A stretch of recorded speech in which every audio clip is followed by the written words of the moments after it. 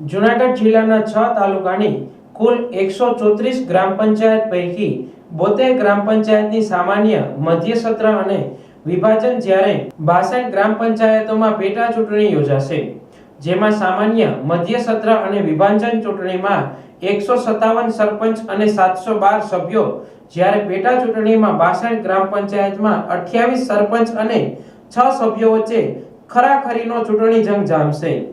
આમ બધા મળી કુલ 185 સરપંચ ઉમેદવાર અને 718 સભ્ય ઉમેદવારો મેદાને ઉતર્યા છે.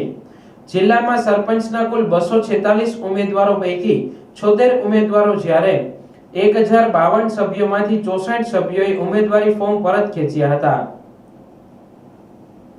જિલ્લામાંથી 13 સરપંચ અને 276 સભ્યો બિનહરીફ જાહેર કરાયા હતા. ગ્રામ પંચાયતની ચૂંટણીમાં ફોર્મ ભરવાની પ્રક્રિયામાં સભ્યપદના 3 ઉમેદવારના ફોર્મ અમાન્ય ઠર્યા હતા. કેશોદ તાલુકાની સામાન્ય ચૂંટણીમાં 22 ગ્રામ પંચાયત પૈકી 6 ગ્રામ પંચાયત પૂર્ણ સમરસ થતા 48 સરપંચો અને 157 સભ્યો વચ્ચે જીતની હોડ લાગશે. કેશોદના કાલવાણીમાં 3 સરપંચ ઉમેદવારો વચ્ચે ચૂંટણી જંગ ખેલાશે.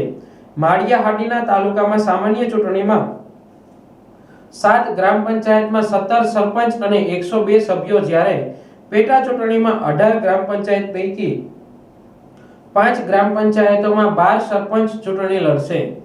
મેંદરડા તાલુકાની સામાન્ય ચૂંટણીમાં 3 ગ્રામ પંચાયત પૈકી ભાલસેલ સંપૂર્ણ સમરસ, હરિપુરમાં 1 વોર્ડ ખાલી રહ્યો, બાકીના સરપંચ સહિત તમામ સભ્યો બિનહરીફ જાહેર થયા હતા.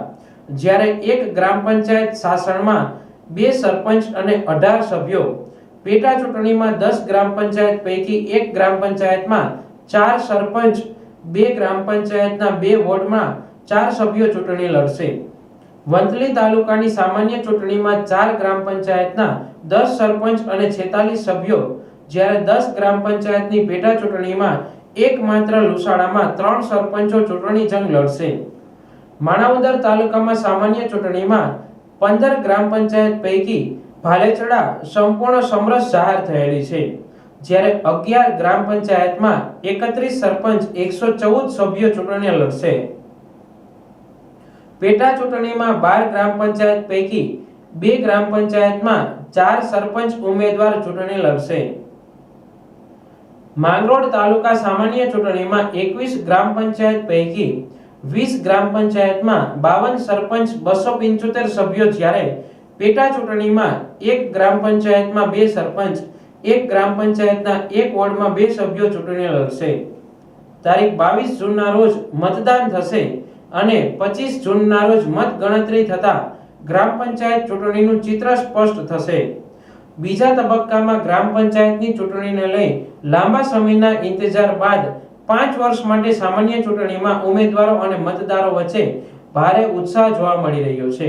જે ગ્રામ પંચાયત સંપૂર્ણ સમરસ થઈ છે, તેમાં માણાવદર તાલુકાના ભાલેચડામાં સરપંચ તરીકે કાજલબેન ધર્મેશભાઈ ધ્રાંગા, મેંદરડાના ભાલેચલમાં ગ્રામ પંચાયતમાં સરપંચ તરીકે ચંપાબેન વલ્લભભાઈ પરમાર, કેશોદના ચર ગ્રામ પંચાયતના સરપંચ તરીકે શિવાનીબેન ભાવેશભાઈ મુછાડ, ચિત્રી ગ્રામ પંચાયતમાં સરપંચ તરીકે સોમીબેન દિનેશભાઈ સિંહાર, સાંગરસોલા ગ્રામ પંચાયતમાં સરપંચ તરીકે મનુભાઈ ભુરાભાઈ સોનારા, મંગલપુર ગ્રામ પંચાયતમાં સરપંચ તરીકે હંસાબેન પોલાભાઈ મરેડ, નુનારડા ગ્રામ પંચાયતમાં સરપંચ તરીકે વીરાભાઈ મેઘાભાઈ માકડિયા, રાણીપરા ગ્રામ પંચાયતમાં સરપંચ તરીકે જયાબેન મનસુખભાઈ મૈડાને સમરસ ગામના સરપંચ તરીકે જાહેર કરાયા છે.